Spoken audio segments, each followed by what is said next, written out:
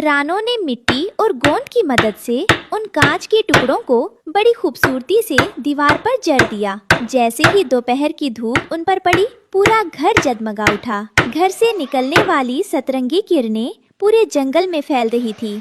अरे भाई वाह, ये तो स्वर्ग जैसा लग रहा है।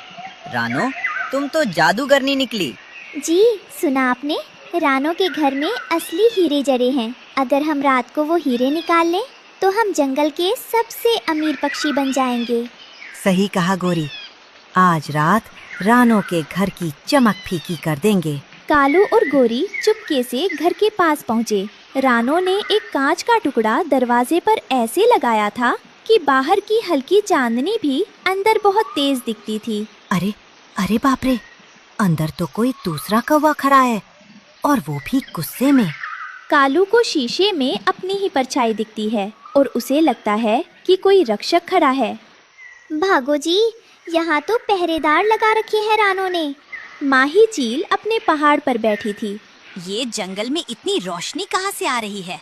बुल्ला, देखो, उस चिड़िया ने अपनी औकात से बड़ा घर बना लिया है। चलो उसे मटिया मीट करते हैं। माही चील तेजी से नीचे झपटी। रानो ने तुरंत अपनी गुड़िया को अंदर कर दिया। अब देखो नेकी का करिश्मा। अरे बिटिया की कसम, नेकी ही असली मरहम। सूरज की तेज रोशनी शीशे से टकराकर सीधे माही चील की आंखों में लगती है। आह, मेरी आंखें, मुझे कुछ दिख नहीं रहा, बचाओ। अरे माही रानी तो गिर गई। अब मौका है हीरो बनने का। कालू माही को उठाने जाता है, पर माही अंधेरे में कालू को ही रानो समझकर उसकी धुनाई कर देती है।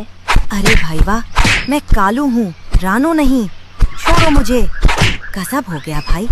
रानो, तुम्हारी इस चमक ने मुझे अंधा कर दिया। मुझे माफ कर दो।